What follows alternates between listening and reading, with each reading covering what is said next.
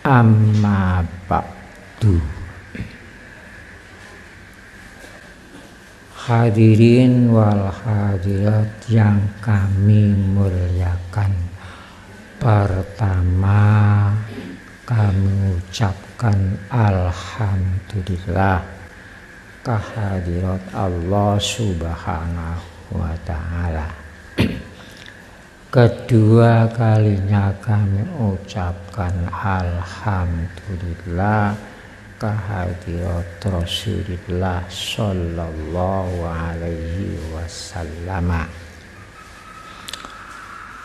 Ketiga kalinya kami ucapkan alhamdulillah atas berkat rahmat Allah pada malam ini kita bisa melaksanakan taubat bersama. Semoga Allah Ta'ala menerima taubat kita.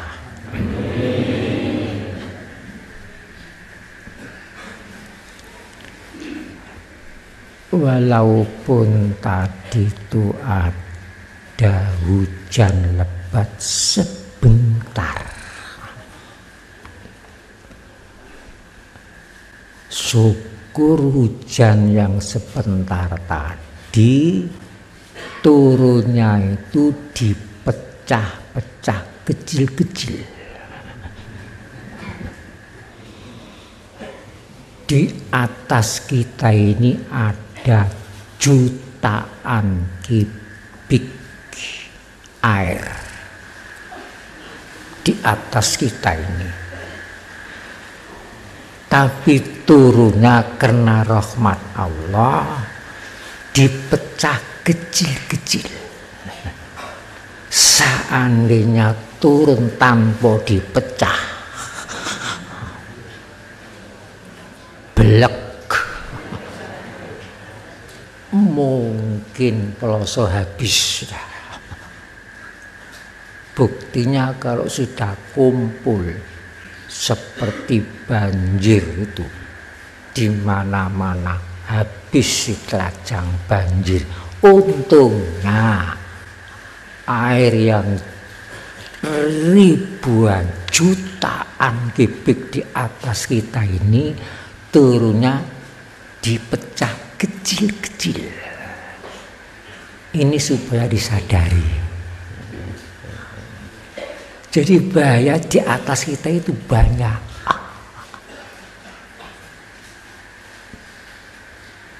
Untuk itu jangan dikira Allah itu mendolimi kita. Ma'asyiral muslimin rahimakumullah, pada malam ini pengajian judulnya pengamalan Bismillahirrahmanirrahim. Judulnya pengajian pengamalan Bismillahirrahmanirrahim. Ini judulnya. Pengamalan Bismillahirrahmanirrahim itu lapis-lapis. Pertama, Bismillahirrahmanirrahim harus diamalkan di lisan. Bismillahirrahmanirrahim artinya dengan nama Allah Maha Penyayang, Maha Pengasih. Itu satu.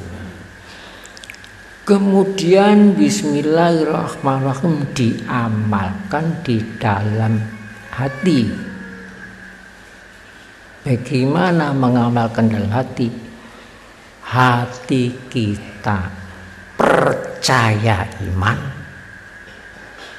bahwa Allah itu betul-betul Maha Penyayang dan Pengasih.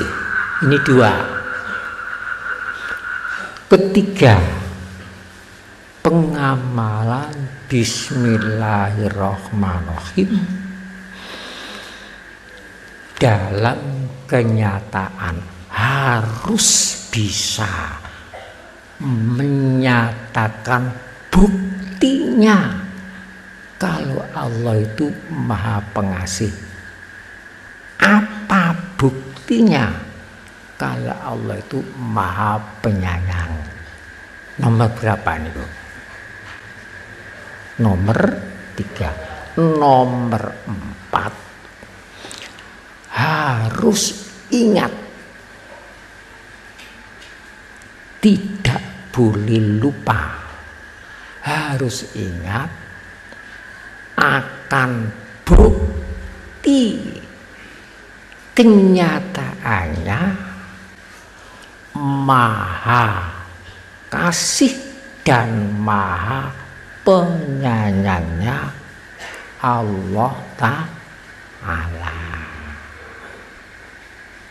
Nomor pinten, Bang?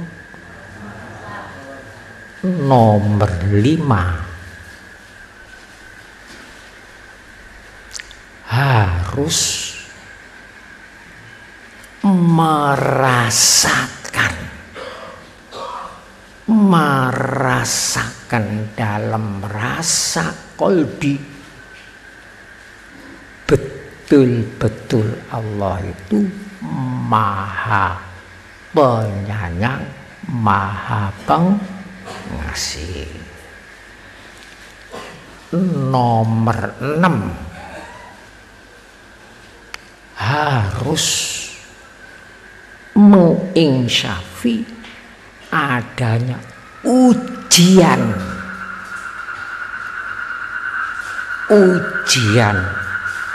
tentang adanya Maha Penyayang dan Maha Pengasih. Nomor 7, kita tidak boleh putus asa akan Maha Penyayang dan Maha Pengasihnya Allah Ta'ala. Untuk itu nanti saya buatkan syair, namanya syair Jangan Putus Asa. Itu diantaranya. Nomor 8, harus syukur, terima kasih atas adanya kenyataan Maha Penyayang dan Maha Pengasih. Enten benten ku pengamalane 8 nggih. Biasanya cuma situ. Ape mangan bismillahirrahmanirrahim. Wis mari ngono wis marisan. Mboten cukup. Mboten cukup diucapkan, mboten cukup, tidak cukup dimengerti maknanya, tidak cukup. Kalau belum lengkap, itu belum mengamalkan Bismillahirrahmanirrahim. Sekarang saya mulai pertama. Bismillahirrahmanirrahim. Artinya Allah Maha Pengasih, Allah Maha Penyayang. Mana buktinya Allah Maha Pengasih? Ma'asyiral muslimin, Allah Ta'ala berfirman dalam Al-Quran, ya ayyuhan nas antumul fuqara. Wahai manusia seluruh dunia, kamu itu fakir mutlak. Asli manusia itu fakir mutlak, tidak mempunyai apa-apa, tidak mempunyai wujud, tidak mempunyai hidup, tidak mempunyai akal, tidak mempunyai pikiran, tidak mempunyai umur, tidak mempunyai jasmani, tidak mempunyai otak, tidak mempunyai hati, tidak mempunyai seluruh badan, tidak mempunyai air, tidak mempunyai api, tidak mempunyai udara, mutlak fakir. Ini harus disadari. Kita tidak punya wujud. Sekarang wujud karena diwujudkan. Oleh sebab itu maka dikasih wujud. Tidak punya akal, dikasih akal. Tidak punya pikiran, dikasih pikiran. Tidak mempunyai roh, dikasih roh. Oleh karena dikasih, siapa yang mengasih? Allah yang maha pengasih. Jadi maha pengasih itu maha pemberi, semua dikasihkan. Jadi wujud diri kita dan alam semesta yang kita tempati ini, bintang, bumi, matahari, siang, malam, semua itu kasih Allah. Sebagai zat yang makasih, pasti mengasihkan segala sesuatunya, dikasihkan kepada kita. Ini harus dinyatakan. Jadi wujud kita ini, alam semesta ini saksi adanya Allah Maha Kasih. Oleh sebab itu, jika membaca asyhadu alla ilaha illallah, aku bersaksi, jangan lesan saja. Aku bersaksi tak ada Tuhan lainnya Allah.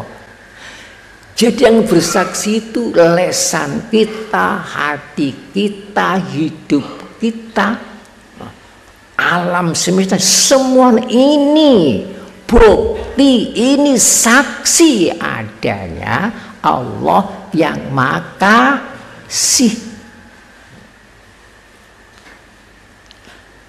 Kira-kira sudah paham? Insya Allah paham. Ada mertua kasih otak? Tidak ada. Semua ini kasih Allah. Kemudian mana buktinya sayang? Bukan dikasih saja, tapi disayang. Mana buktinya kalau Allah itu sayang?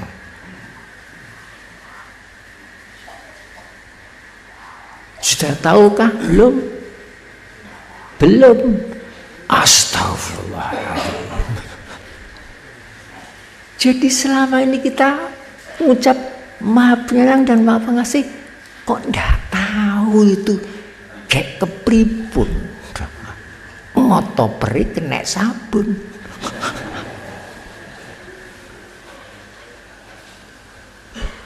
Bukti sayangnya Allah kepada kita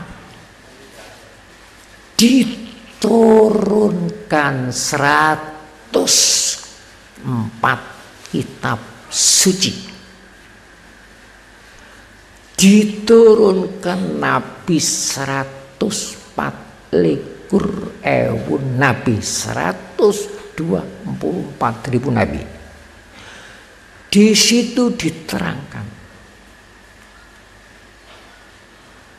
mripatmu harus dipergunakan yang bermanfaat. Hidupmu harus dipergunakan manfaat. Caranya begini, begini, begini, begini, dan sebagainya. Itu termasuk sayang Allah. Jangan melakukan ini. Ini yang harus dikerjakan. Jangan melanggar larangan Allah. Kalau kamu langgar, kamu akan jadi sengsara. Itu termasuk sayang Allah. Jadi harus betul-betul merasakan. Nomor 3, jangan lupa.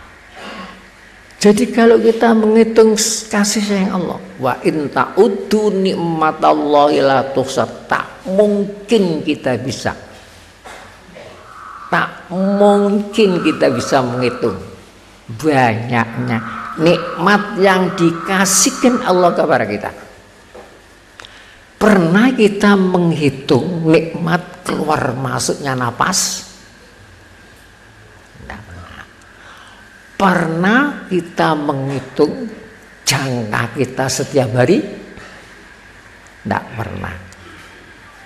Pernah kita menghitung berapa juta kalimat kita berkata?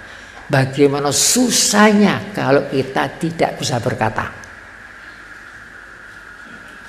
Pernah kita menghitung detik jantung kita sejak dari kandungan sampai akhir hayat? Tidak pernah.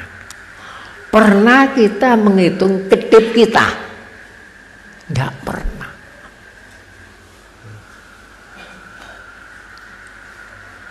Biasanya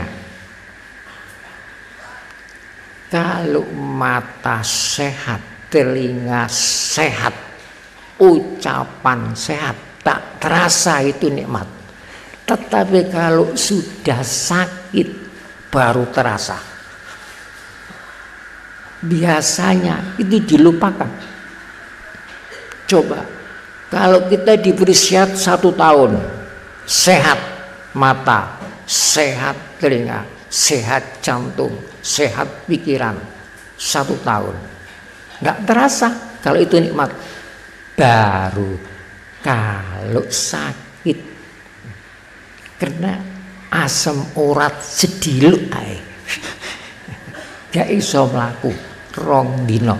Coba yang disampaikan kepada teman-teman karo yang mengunjung, saya ini sudah lama sakit, jadi yang diketokno niku sakit tok 1 tahun hapus sudah.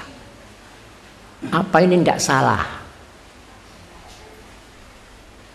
Coba pikir.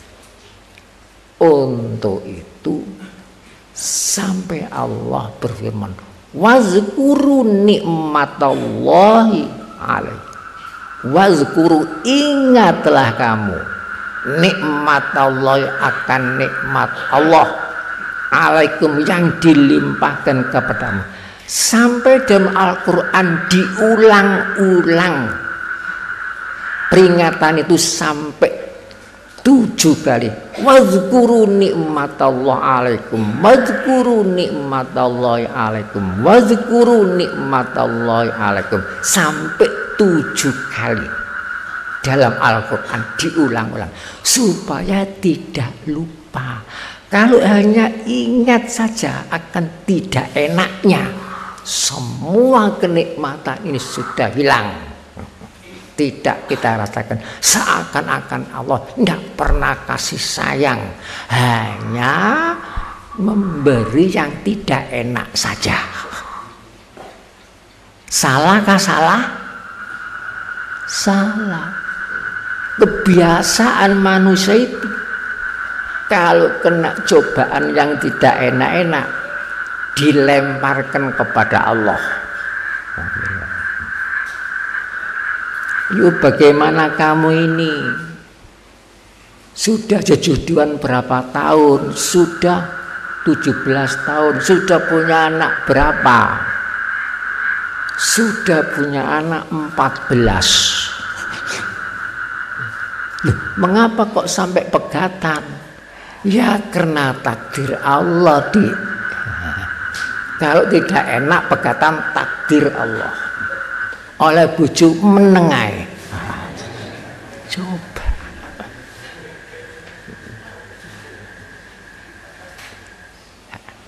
Bagaimana kamu sudah banyak modal, banyak kok sampai bisa bangkrut? Bagaimana? Karena Allah sudah menentukan kita bangkrut, bagaimana?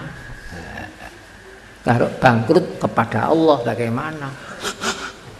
Tapi kalau dapat modal menengah, sakit, waktu sakit bagaimana? Allah ganjar sakit, jadi sakit ganjaran. Allah pada ganjar sakit begini, tapi sehat 1 tahun tidak terasa, tidak terasa. Kalau itu adalah kasih Allah. Makanya diuji setelah diberi kasih sayang, kemudian diuji. Ujian 2 macam dalam Al-Quran, surat Al-A'raf, wa balawnahum bil hasanati wassayiat la'allahum yarji'un. Wa balawnahum, dan kami coba mereka, kami uji mereka, bil hasanati, dengan ujian hasanat, dan ujian yang enak-enak, ujian yang nikmat-nikmat, ujian yang menyenangkan hati, ujian yang membanggakan hati. Ini ujian, hati-hati ujian. Wassayiat, dan mereka kami uji yang tidak enak-enak. Nah, uji sakit, ujian sakit, ujian bangkrut, ujian tidak lulus ujian banjir, ujian gempa bumi, itu juga ujian. Senang ujian, tidak senang ujian. Dalam Al-Quran surat Baqarah, khalaqal mauta wal hayata liyabluwakum. Allah menjadikan mati dan Allah menjadikan hidup, liyabluwakum, untuk menguji kamu. Mati ujian, hidup ujian. Yang diuji adalah iman kita. Mati pun ujian, mati ujian pisah, hidup ujian kumpul. Di waktu hidup masih kumpul dengan orang tua, kumpul dengan anak, kumpul dengan harta benda, kumpul dengan pekerjaannya, kumpul dengan teman-teman. Ini ujian hidup. Mata masih kumpul dengan penglihatan, telinga masih kumpul dengan pendengaran, hidung masih kumpul dengan penciuman, otak masih kumpul dengan pikiran, hati masih kumpul dengan perasaan. Ini ujian hayat. Tapi ujian maut, ujian pisah. Ujian pisah. Jasmani diuji pisah dengan rohani. Mata dipisahkan dengan penglihatan. Telinga dipisahkan dengan pendengaran. Otak dipisahkan dengan pikiran. Hati dipisahkan dengan perasaan. Pisah dengan anak, pisah dengan buju, pisah dengan harta benda. Ujian pisah. Jadi mati itu seperti cemukur yang sangat tajam. Satu kali tatas, pisah, semuanya. Setelah pisah dikatakan ada tapi tidak ada. Tidak ada tapi ada. Setelah wafat semua diberi maklumat, diberitahu. Pak Wo segera datang ke tempat Budi. Ada apa? Karena Budi baru saja tidak ada. Datang belum dikubur, masih ndukure ranjang, dibuka, innalillahi wa inna ilaihi rajiun. Mulai kapan budimu gak ono iki? Itu siapa itu? Tapi dikatakan tidak ada. Ada matanya, tidak ada penglihatannya. Ada telinganya, tidak ada pendengarannya. Ada lesannya, tidak ada ucapannya. Disingkat saja, ada tapi tidak ada. Tidak ada tapi ada. Jadi yang tidak ada itu yang gaib, yang dicintai, yang bisa mencintai kita. Itu yang tidak ada. Yang bisa kenal dengan kita dan yang bisa kita kenali. Itu yang tidak ada. Dialah yang tidak ada. Itulah yang dicintai. Kalau yang dicintai itu kelihatan bentuknya bagus, bentuknya cantik. Kalau itu yang dicintai, jangan boleh dikubur. Tengok-tengok untuk kamar ae, cek kebasinan. Jadi jelas yang dicintai yang tidak dapat ditangkap oleh panca indera. Makanya dalam Al-Quran diterangkan, hatta idza balaghatit taraq, hatta sehingga idza balaghatit taraq, ketika sampai roh sampai dada. Taraq waqila manrok, dikatakan manrok, siapa yang dapat menolong kalau sudah begini? Dokter panggil dokter, walaupun serawi dokter tidak bisa. Waqila manrok, manrok siapa yang bisa menolong? Dukun panggil dukun, tidak bisa. Kiai panggil tidak bisa. Semua waqila manrok, tidak bisa menolong. Kalau sudah sampai balaghatit taraq waqila manraq wa dhanna annahul firaq, dan yakin akan bisa, wal tafatis saku bisak ila rabbika yauma idil masak. Akhirnya fala saddaqa wala shalla, mengapa kamu tidak membenarkan adanya Allah dan Rasul?